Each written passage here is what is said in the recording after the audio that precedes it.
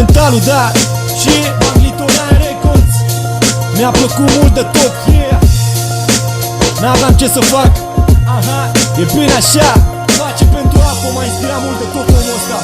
Hai, hai, yo, am amintiri cu toată lumea. Pe unde am umblat, mi-am lăsat un loc de bună ziua, am fost respectat.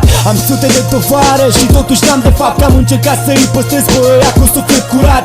Am calculat, am învățat, m-am înarmat. Un sfat, te minți pe tine dacă minți în rap, man. Pace pentru frații mei, m-au antrenat.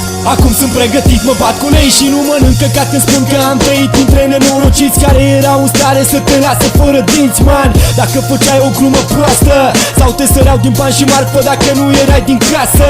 Pace pentru casemată. Am învățat că poți să fii rege și în următoarea zi ajungi căcat. Am învățat să prețuiesc, să rezist, să strâng din dinți și să mă mișc, să nu îngheț, iau. Îmi amintesc când simțeam faima din plin, cu ciopii lângă mine, rupeam microfoanele, scuipam venin. Eram în sfârșit fericiți, curgeau concertele, dar ne-am certat că aveam orgolii, eram ascuțiți. Ne-am împăcat și am continuat ca băieții. Nu cântam pentru băneți că n-aveam pretenții, dar au urmat și drogurile care ne-au casat. Ne-au îmbolnăvit și acum atragem de ficat, man.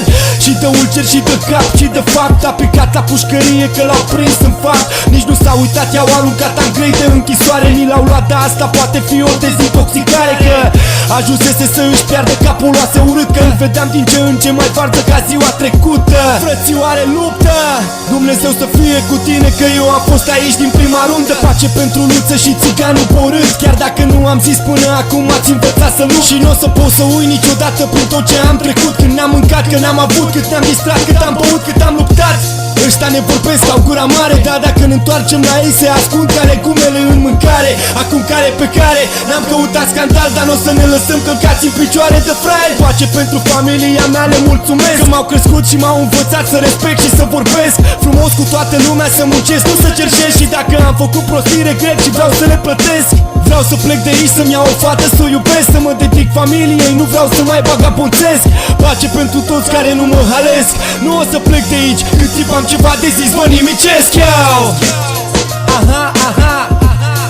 Pace pentru familia mea în primul rând. Mi-au acceptat și au trecut peste toate căcaturile pe care le-am făcut. Yeah. Pace pentru brigadă. Pace pentru Luță Nemernic. Pace pentru țiganul Borât, Orca. Yeah.